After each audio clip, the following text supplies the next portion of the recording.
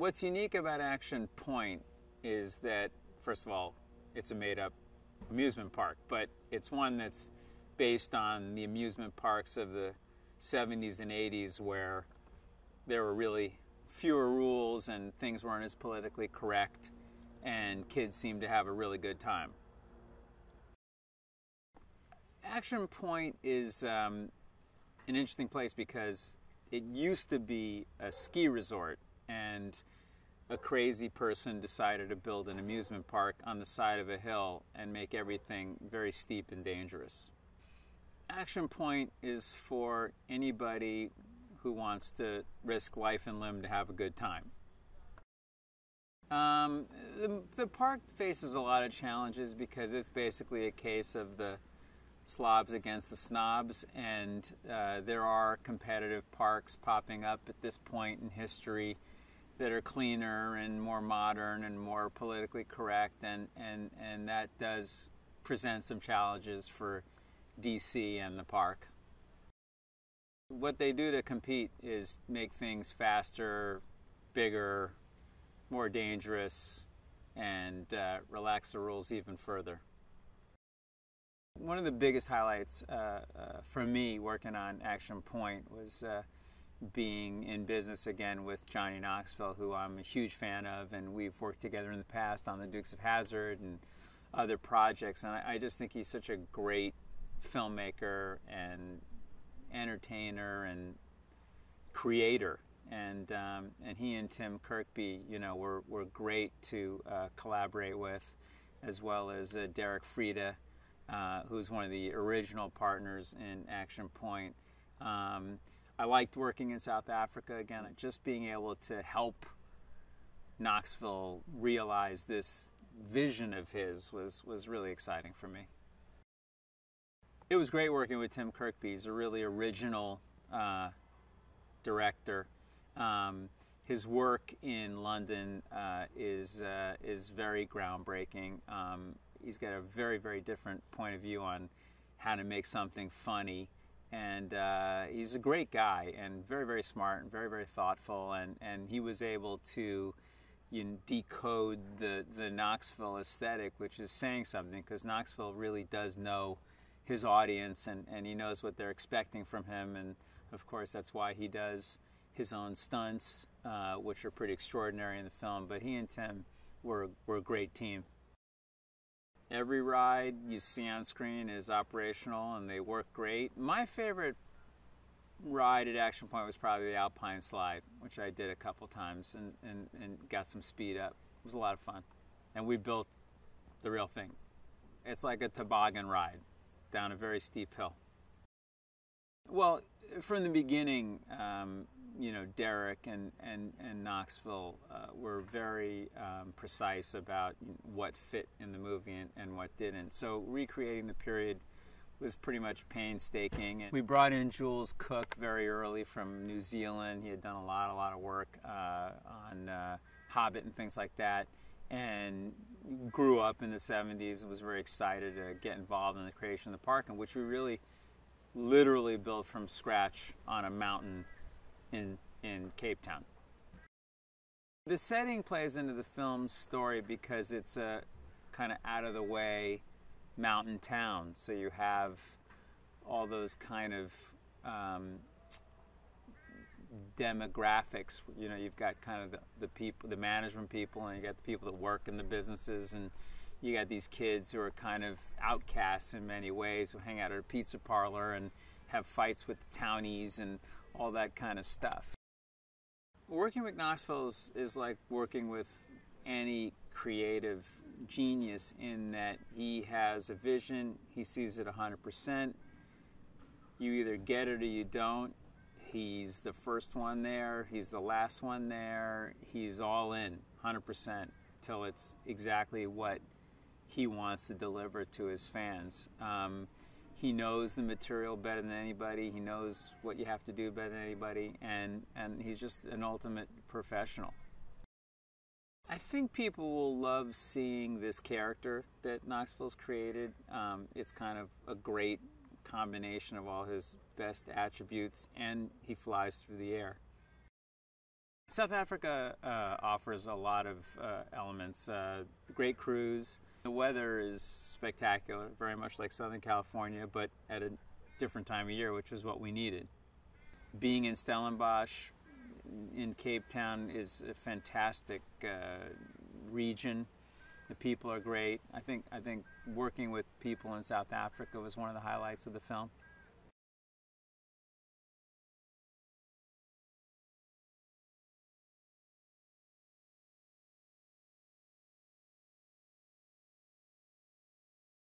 When I first read the script, I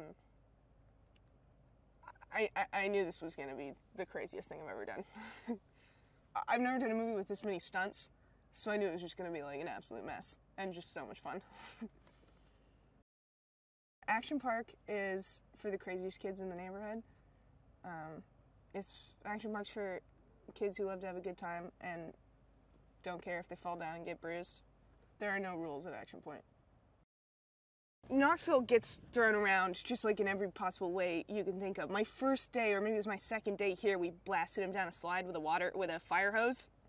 And I thought, like, oh, it's a movie, it's going to be a stunt, because, you know, like I said, like, I've never really seen Jackass, so I didn't really know what the point was. But we got up there, and they're like, all right, this is the take where we're blasting him. And I was like, you mean us? We're... Okay.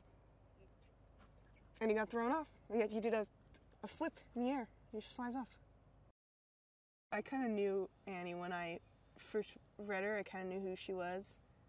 But I watched, like Dazed and Confused and Fast Times at Ridgemont High. She's a little bit like Spicoli. She'd be the one to order a pizza in class. It's pretty sad because the park, people want to shut down Action Point. They're not too fond of a park with no rules.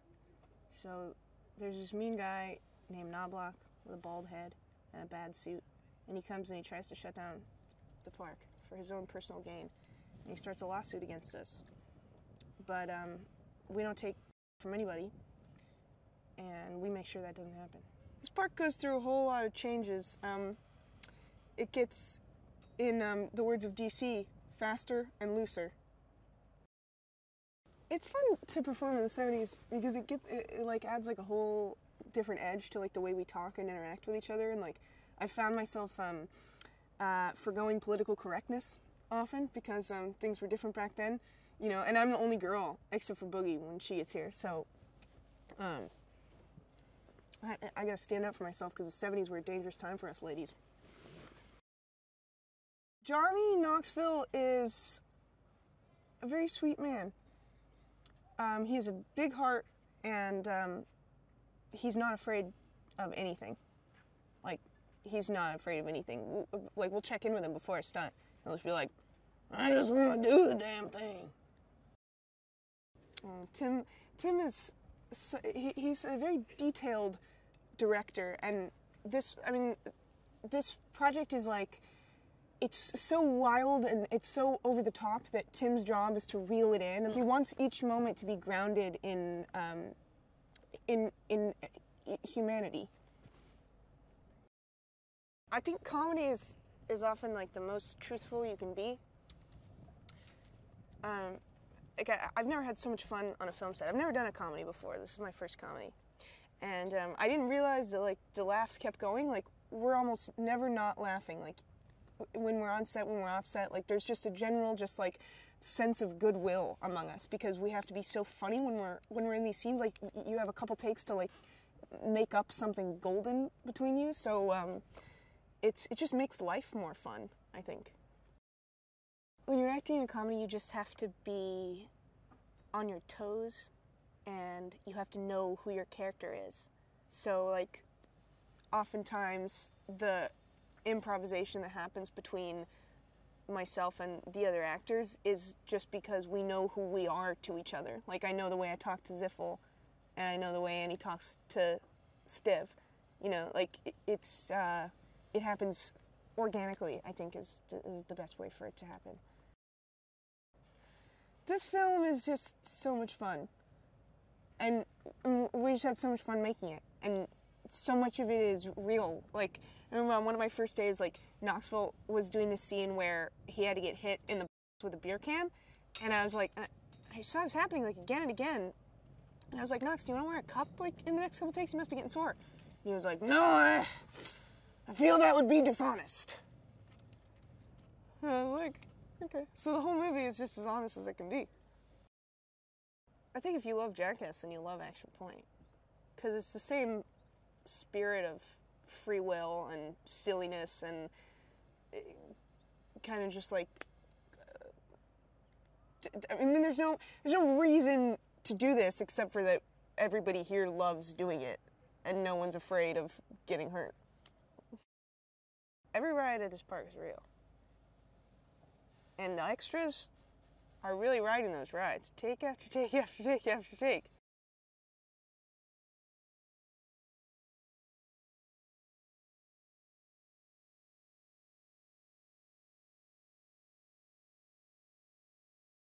The big question was always the tree gag, jumping, you know, escaping from the bear, and Johnny wanting to fall 30 or 40 feet, branch to branch to branch, you know, down and hitting the ground, and how do we do it, and how do we do it safely, especially the way Knoxville insists on doing his stunts. Johnny likes to do old school stunts the right way. He doesn't fudge them, as he says, which means he doesn't use wires. He doesn't like to use pads. He likes to do them old stuntman ways, cowboy days, you know, just get out there and you do it, you figure out how to do it and do it for real.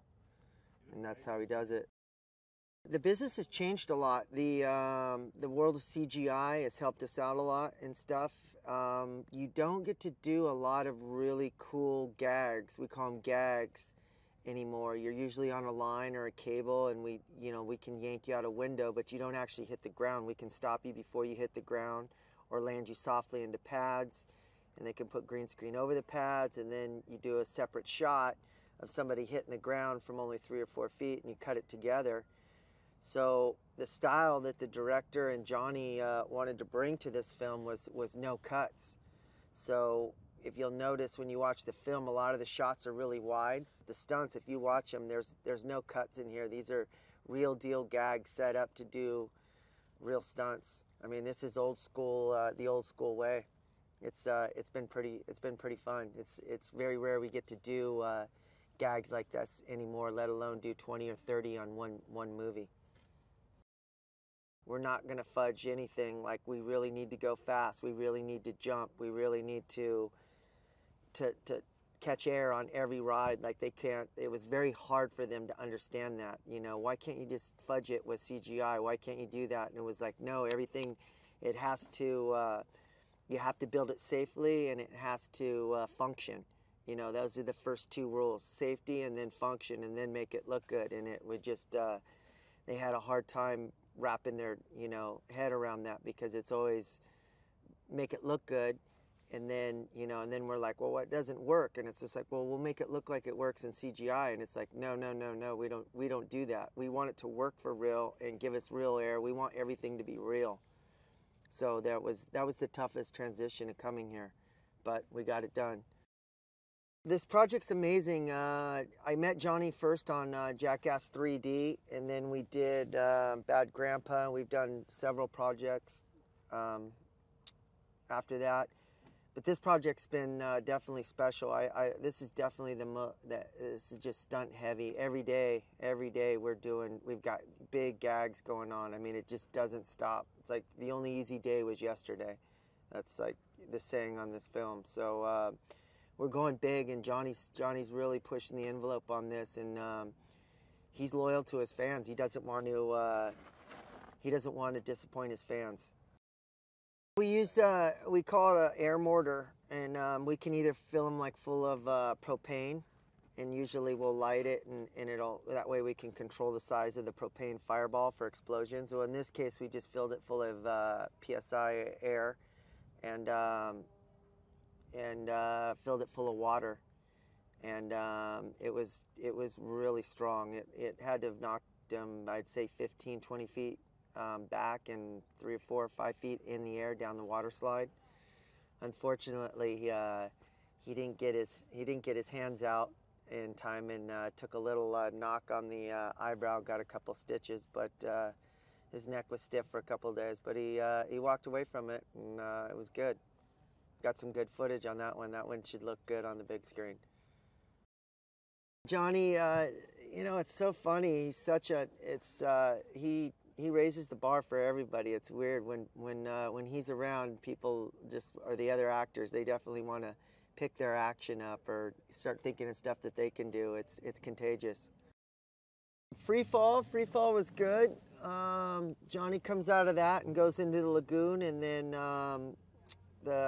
when they built the character-wise, when they built the two slides that empty into the lagoon, they didn't think too much that if two people went out at the same time, they might hit. So the tubes crisscross a little bit, so we got a good little collision in the lagoon. The big drop is we're getting ready to add in a kicker on that, so I'm going to have to build a special kicker to make them launch.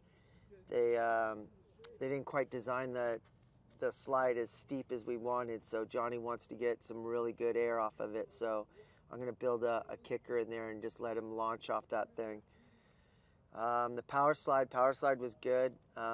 He got hit by the fire hose on that. That was a really good gag. Alpine slide's crazy because it's very fast and very kind of out of control at all times. So it's a lot of fun to ride, but you can really get moving, and it's a weird ride because it's easy to crash, but it's hard to make yourself crash control. Like once you do crash on that, you're out of control. Like it's a very dangerous. And Johnny has a big stunt. We're gonna just send him down the alpine slide with no brakes, and he's gonna hit a turn and just fly. It's been great here. Everybody in South Africa's been amazing. Film crew's been great. It's weird. Now we're here at the end, and I'm gonna actually miss this place. But it was an amazing job. The gags are gonna be good, and hopefully everybody, when they see this movie, they appreciate the stunts, and we carry the jackass level, and we don't fudge on that at all, and we keep the intensity going.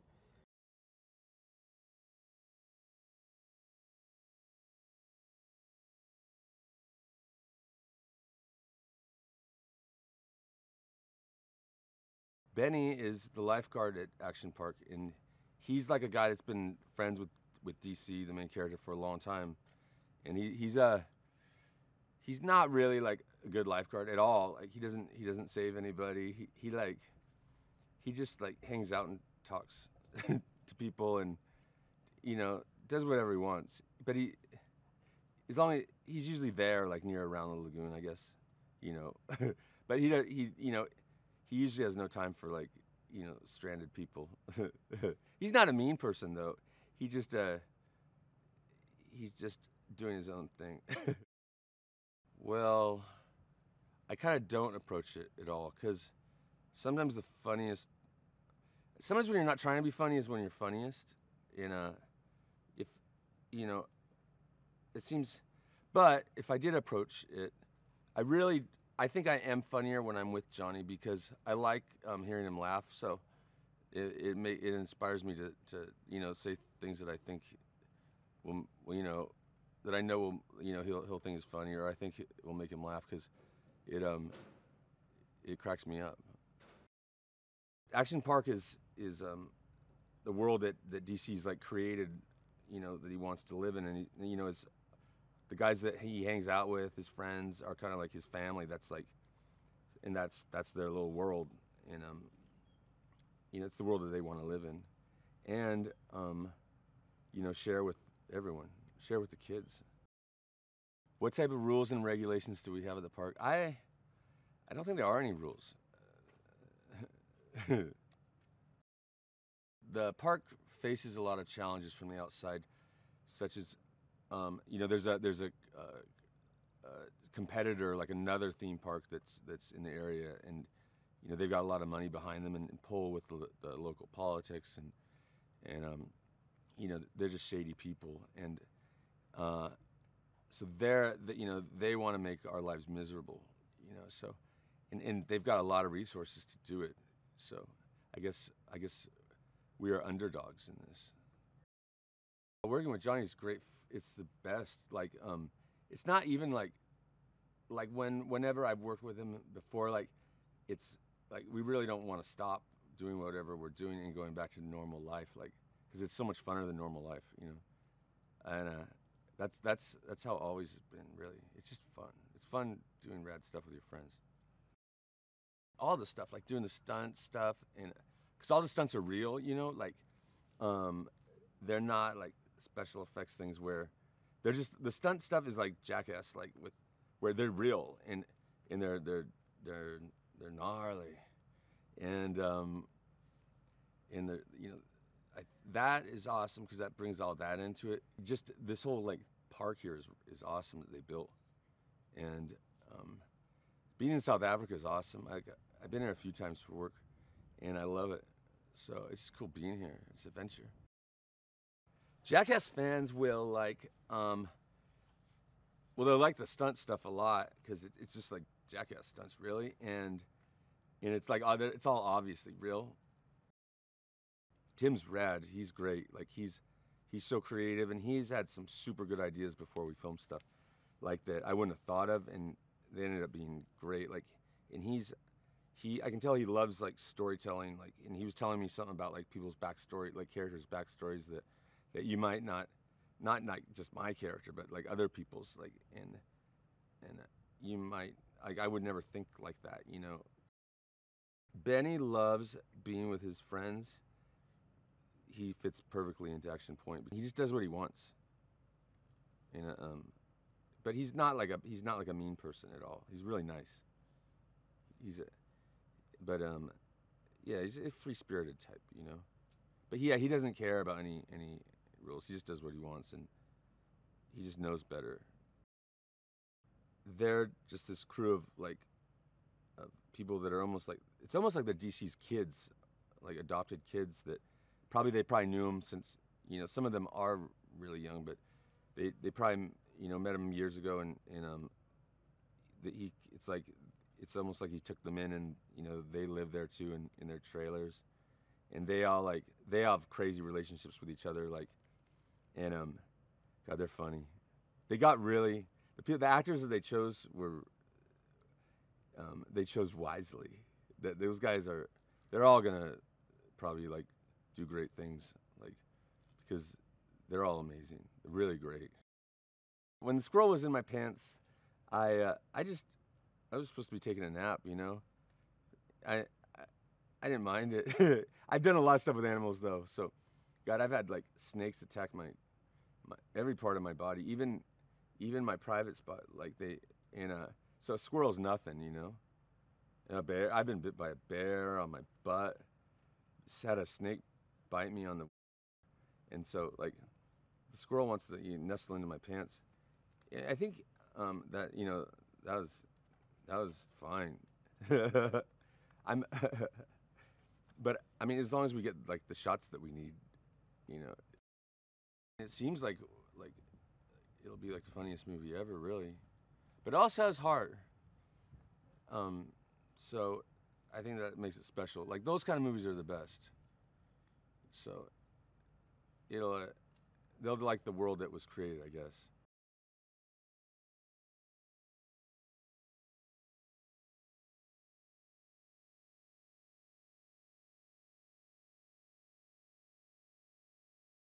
You know, my first impression of this script was, first of all, I knew Johnny Knoxville was in it. So in reading it, seeing Johnny Knoxville doing DC, and I thought, that's good enough for me. You know, if he's going to do what he does in this role, I'm in. This amusement park epitomizes the 70s to me. There's no rules. The kids are in charge, and that's what's unique about it. You know, I think the people who dislike the park most are going to be the parents and the stiffs. I think a lot of times the parents are worried that the kids are going to get hurt. I think that's just jealousy. And I think the same thing with the squares. You know, the squares look at a place like this and they say, we can't do that. You can't live without rules. And, well, come into the park and find out that you actually can. They just, they have their own sort of rebellion against it because they're afraid that they're missing out. The park is under constant fire by big business. You know, it's a typical story of the 70s of a mom and pop operation that's popular with the people getting taken over by a corporation, by big business coming in and saying, we're going to level this thing, put it in a shopping mall in a parking lot. And, you know, also the, you know, the whole wave of regulations and so forth, safety and health and environmental and stuff. And this place just doesn't care about that. This place is about having a good time. It's about coming and letting your hair down and taking your shirt off. You know, it appears to me that Action Point is unimaginably resourceful when it comes to dealing with their problems. They seem to have an almost, you know, Shaolin approach to things, where it's like if something pushes, then they fall. You know, and then they just make it a new part of the thing. They go, well, we don't know how to finish this ride, so let's take all those tubes over there and just hook them up and see what happens, you know? So it seems the same way. They fight back, but they fight back in a I don't know, in a kind of a different way, like a street brawl, more than like a proper boxing match. Man, I love the 70s. I miss the 70s. I was a kid in the 70s. I fell off my bike in the 70s. I jumped skateboards over plywood ramps and got concussions and all kinds of stuff. Getting to go back and visit it, even just for a short bit of time, has been a real trip, you know. I try to bring as much 70s to the set as I possibly can. I'm playing music constantly on set, and it's always 70s tunes. They've done a fantastic job of making Action Point kind of fit into that 70s, you want to say mold, but that's kind of the point, is there was no mold. It was like, hey man, whatever. It, you know, it was coming out of the 60s, where there was absolute, you know, this appearance of freedom, right? This borderless, you know, love and free love and all this. It continued throughout the 70s. You know, everyone was a smoker. People are smoking in offices and hotels, and they're, you know, drinking beers out of tin cans instead of aluminum cans. You notice all the props, the bottoms of the cans are flat. That makes it a tin can instead of pop tops. All sorts of things that just put it right in that era. And the high sports socks with the colored stripes on it, it's fantastic. Johnny Knoxville is the most sincere actor in all of Hollywood, because when you see Johnny Knoxville fly through the air and hit something, Johnny Knoxville just flew through the air and hit something. I love when guys say, I do all my own stunts, and it's like, yeah, you have pads on and you're doing a controlled flip. Johnny Knoxville is on a slingshot getting thrown into the side of a building. There's no tricks with that. Tim Kirby, the director of this film, he's a dream to work with. As an actor, you want someone to give you notes that are going to push you forward and still allow you to maintain some sort of ownership over what you're doing. So the beauty of a director like Tim is that he'll tell you to do something or ask you to do something, and you walk away feeling like it was your idea. He's a master manipulator, an illusionist. The humor of this film, I hope, comes from the reality of the film. I think the best comedy films of all time were comedies that were set in the 70s. The Bad News Bears, Animal House, Slapshot. These films, as much as they could get wild at times, were centered on the reality and the emotion and the relationships of these characters in these absurd situations. And I'm hoping that that's what we've captured here. Greg Knoblach signifies the coming of the 80s, the coming of morning in America, the coming of corporations becoming people, the coming of big business killing mom and pop. Greg Knoblach is incredibly jealous of DC, the birds, the whole schlemiel of Action Point. It represents everything he's too afraid to allow himself to be. You know, the comedy villain has a long and illustrious history. My favorite comedy villain was always Paul Gleason. Played the detention teacher in Breakfast Club. You know, there's a long history of these guys, and getting an opportunity to play the comedy villain is a dream come true, because you get to be the one person that's different in that world. You get to be the one that says the things that none of them can get away with saying. You can say horrible things under the guise of comedy, and maybe you mean some of them. I've had a great time on this. You know, who the hell gets to go to South Africa for work? That's one thing. Working with Johnny was another thing, and Tim and I have had an opportunity to work together in the past, so getting to work with him again was incredible. And truly is nothing I love more than getting to play the comedy villain. I've made my living at it at this point, and I couldn't be happier.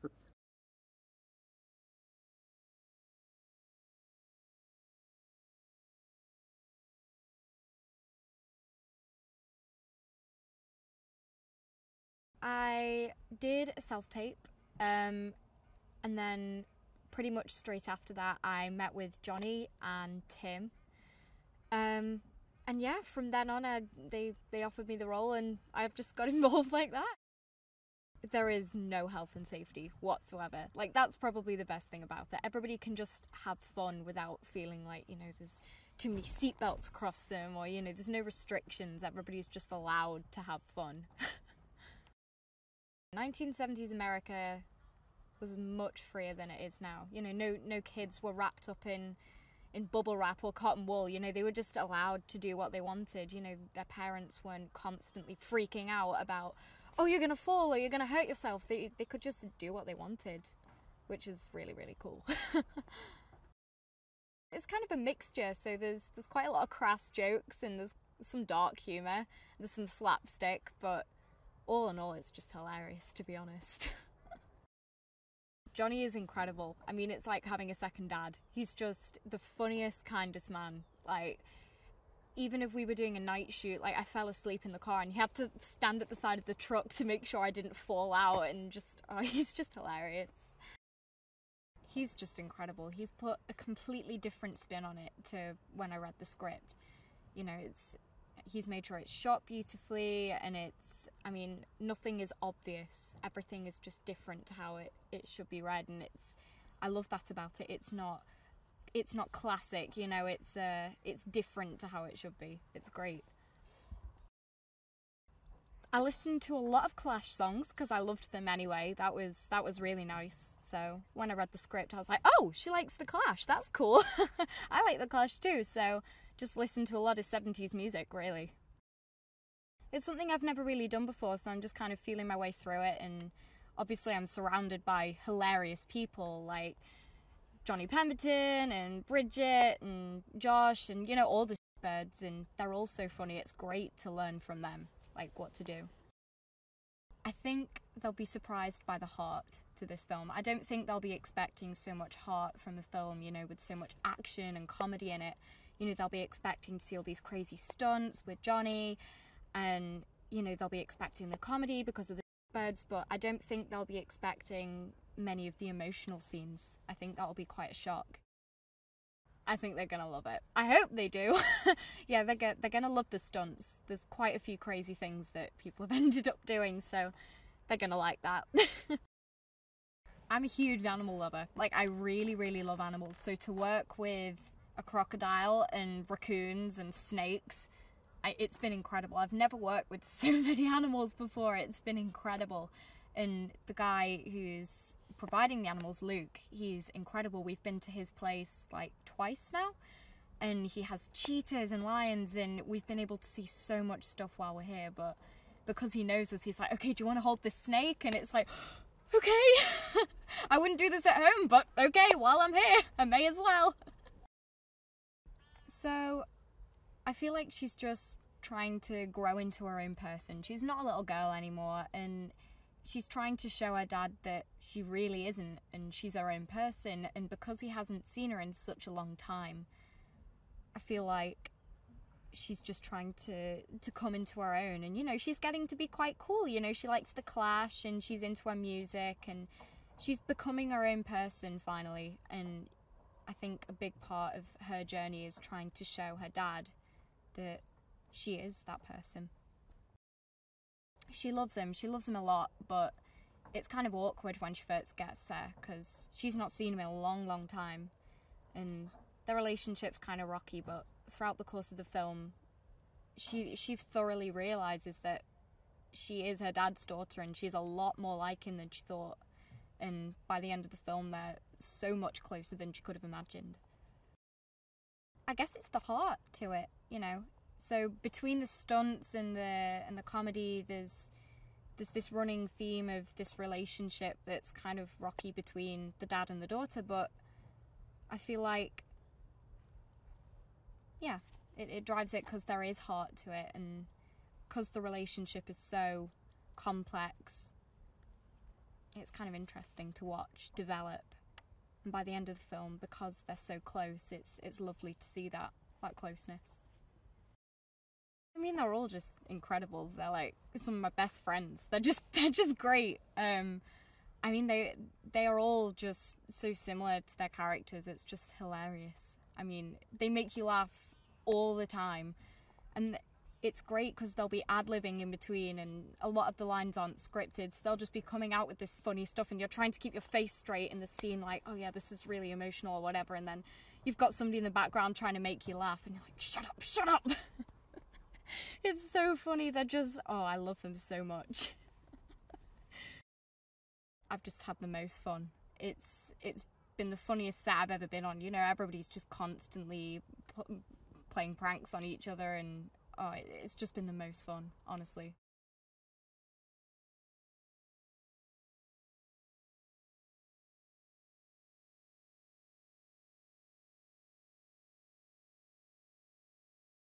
The fact that we and I do my own stunts is very important. It adds a whole extra level of excitement when, because as soon as you see someone, you see a film and they're cutting on the action or falling out of frame, you're like, that doesn't seem authentic.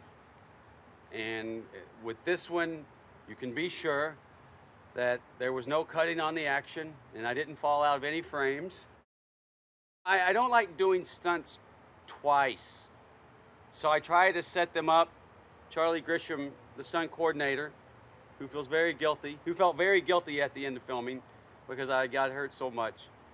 I just wanted to set it up with him. I just want to do this once. So let's make it as a big as disaster as we can make it the first time. Because it sucks if you do a big stunt and, I don't know, you didn't commit enough. And I try to take commitment out of it. I do good when I stand in one spot or hold on to something and something else just takes over. And we did that a lot. The tree jump is one. I did the tree jump. I leapt from one tree branch, missed the other, whoops, and smashed down on a shed roof and hit the ground. And I didn't think I was going to walk away from that one so well. And so I was sitting in my trailer. I mean, the shot looked great, but I sit in my trailer. I'm like, I don't feel right about this because I don't feel that injured. But like 30 minutes later, I started going, oh, ow. I had broken my wrist and busted my knee. And I'm like, okay, we got it. I don't have to do it again. Derek Freda, producer on this film, and we've worked on many films together. He sent me the documentary on Action Park, this place in New Jersey, which is not even arguably the most dangerous theme park of all time. It is the most dangerous theme park of all time, hands down. And he emailed me something, and I didn't get back to him because I didn't look at it, and Derek is laid back. And 30 minutes later, he's like, dude, I emailed you. You need to look at it right now. I'm like, okay, Gladys, calm down. And I looked at it. I'm so glad I did. It's this 14-minute doc on Action Park. And it's all the people who went there. The owner was this genius developer and businessman in New Jersey. And he bought a theme park. And he's like, I don't want to like bum the kids out with a bunch of rules. Let's just leave it up to them. And he let them build their own rides and monitor themselves. It was complete anarchy. And when you didn't go there without coming out of there broke in some way. I just love Action Park so much. Derek sends me that doc. I watch it. I'm in love with it. And I know what he's pointing at. He's like, this is a good world. I'm like, it's a great world. And so we started developing an idea of me running a dangerous theme park. We looked everywhere. We looked everywhere for a park to film in, and everything's built so safe these days. There's no way to make them fun. So finally we went to South Africa, and I'm like, just find me a hill with a flat part at the bottom. And we looked, that's all I wanted. I just need a hill with a flat part at the bottom. And all we needed was gravity, you know? And we built a whole park in Cape Town, South Africa. Charlie's real good about, like, he fixes it. He helped, I work with him on help designing the stunt to end as terrible, i.e. good as possible. And so he'll have a stunt guy try it into pads. And I was watching it, and the stunt guy looked like he was kind of landing it every time, kind of like rolling out when he'd hit the pads. And of course, there's no pads for me, but I was like, what I don't want to do is to come 6 feet, to come off the track at 6 feet off the ground, fly 20 feet in the air, and roll out of it like a stunt man. So I'm like, I'm not doing that. And let me tell you, I didn't. I came off the curb like I was 6 feet high and travel over 20 feet. And the only thing that stops my forward momentum is my face hitting the ground. And that one's kind of, all the other stunts in the movie, I look at it and go, ah, that one I'm like, ooh. Because it almost completely erased my memory for like 30 minutes or half an hour. I had little bits of memory. Like I knew that I had just done something on the Alpine slide and I was making a film, but I didn't know anything else about the park. I recognized Pontius and the director, Tim Kirby, and Charlie, but everything else I can't remember. And then slowly, as I was I was going to the hospital in the ambulance, things started coming back. Should I make it funny? I'm just being honest. It was a weird one. I knew I had a concussion. And so I get checked out, go see the doctors, and they said, okay, you're free to go. And I get back home and I got a little blood on my nose. And so I blow my nose. And as soon as I blow my nose, my left eye pops out of its socket. And I wasn't expecting that. You know, it was such a weird thing to happen. And so I was scared, so I popped it back in and I called the producer. I'm like, John, you got to come get me. My eye just popped out of my head. He's like, ah! I'm like, my eye just popped out of my head. He's like, I'll be right there. He thought I was joking. So what had happened, I had broken unbeknownst to anyone, the doctor said I didn't break my orbital lamina. It disappeared on impact.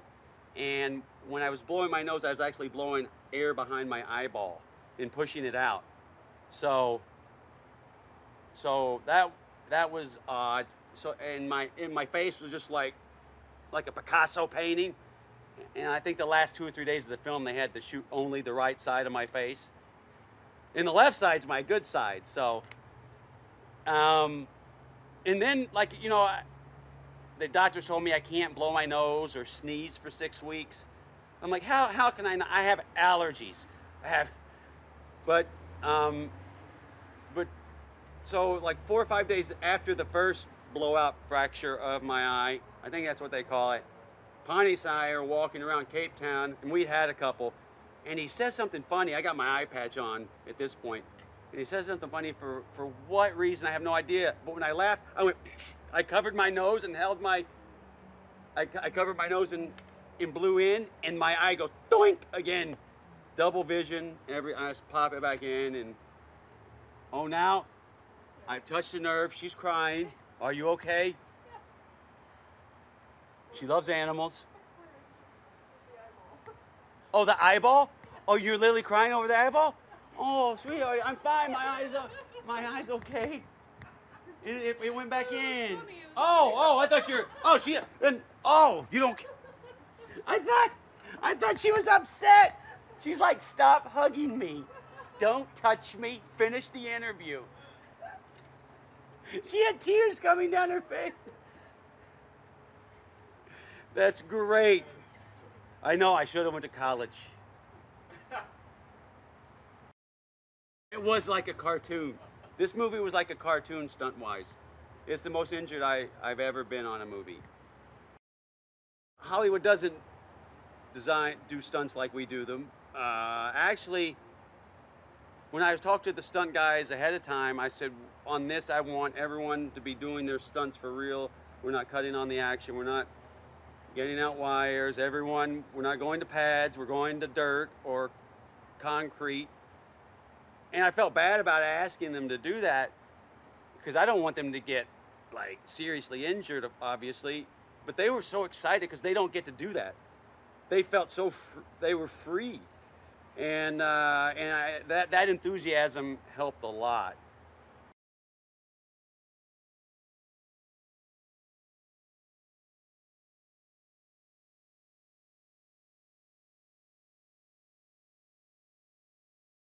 I guess for me, what drew me to the project is the opportunity to work with Johnny, number one. I think he's great, I think he's charming, I think he's enigmatic, he's very funny, but above all, he's genuine. For me, I'm just sort of always looking for projects that can push the creative, and I like to explore comedy to its extreme, but also be quite sort of truthful and grounded with it. And I think with Johnny, because he's such a sort of a grounded individual, and he's the real deal. I thought you put that in a really interesting narrative, and that potent mix could be really interesting. And the fact that he obviously does his own stunts. And I just, you know, I like pushing the envelope. I like trying to make it as real and as funny as possible. But I also like grounded comedy. I'm not really into sort of comedy that's forced. And I think this is, there's nothing forced about this project. And it all happens in front of you. And I wanted to sort of, I felt that was good sort of territory to explore, really. So a combination of Johnny, almost like slapstick, almost like broad material, but through a very grounded filter, is the best spot I like to be in, or like to explore. Well, I like the fact it said 1979, because I think that was the era of the best film. 1969 to 1980 was the sweet spot for me. And I think all the best films came out of that era, or the films that I really got influenced and really, really educated myself and just the most entertaining and sort of effortless films. So I love that about it, and I really like to be taken to a world when watching a film, and I like the world of the park and the amusement park, because it's a playground, and that's what a film should be. It should be a world or a playground that you're taken to. So the combination of the era and the world that you're taken to is a really good bait for me. Then you have to find something else other than that. So then you look to the story and the narrative. And the story had the love story of DC and Boogie, and that relationship combined with the world felt very interesting for me. It's kind of like a shrine, it's like a mecca, it's like a church for these broken kids. And I think part of the 70s growing up, the times were changing, and kids needed somewhere to go and be themselves and get away from their sort of their parents. And I think you have music and you have cinema, and then you have this park, so you could go and you could do what you want, you could be free, and it sort of symbolises freedom, really. And I think, and it's also like a secret. I think this film is about a moment, or rather this park's about a moment. It's about, you know, where were you in 1979? You know, the summer of '79. This is what this park sort of reflects, I guess. And the park is a playground. It's a sort of, yeah, you know, I think the sort of, you can be who you want in this park, and that's what I like about this park. There's no frills to it. It is what it is, like DC. What health and safety? There is no health and safety. Well, we've pushed it right to the limit. I don't think you need to. In some ways, we sort of, you have to kind of get yourself into 70s thinking and think, well, how would they have shot this film? And we're not, you know, and I think with Johnny as well, the bar's high. It's as high as it can be, and you have to get it right. But he's also very conscientious about people hurting themselves. Oh, he's great. He's absolutely brilliant. Mr. Knoxville is amazing. I think he's a charming individual. He's funny as but he's got real heart, and he wears it on his sleeve, which means he's got your back and he looks out for you. He's just very open. He's an open individual that welcomes ideas, and that's kind of, I guess, how I like to work, is just be very open and discuss something, and you know, we figure it out. It's a collaboration, and so it's a very good working relationship. He's very committed to his fans, and I think that's number one for him, and I think he hasn't let them down. But what you see in this film is there's a new side to him. There's a maturity, there's an emotional maturity, and there's one hell of a craft in terms of acting, and it's sort of oozing through the camera, and that's exciting. And I'm shooting him, you know, I'm being very respectful with the choices of format, and I just want I want this to feel cinematic. He's done an extraordinary job. I'm very excited for him. You know, I think it's I think he's taken with him all the Jackass influences and those moments, and pushed it through a new medium or new sort of idea, which is this film. And I'm very excited because you know you still have the thrill of Knoxville. You know, he's still thrilling people, but you're seeing another side as well. We spotted this park in December. We saw a bit of land, and we were driving, and I said, "What about that hill?" And we went there, and here it is. I mean, yeah, Action Point needed a hill to sell the idea that the owner bought a ski resort, hence the chairlift, which we blew up the other day. And yeah, and it's been fun populating it and making it look as kind of gnarly and as dusty and as run down and as 70s as we can. A lot of films, you sort of have to, whether it's a comedy or not, you have to look at the political situation that's going on. And this is about change, and this is about a movement and saying goodbye to the 70s and embracing corporation and money. I think every film should, you know, look at the political situation there. DC is like, he's part of the old guard, you know, he can't keep up with modern times. And you see it everywhere. And I think the park is a sort of, it's dying.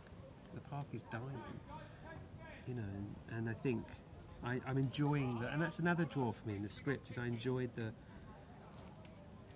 turnaround from the 70s to the 80s, because I love the 70s. It was so free, and the 80s wasn't.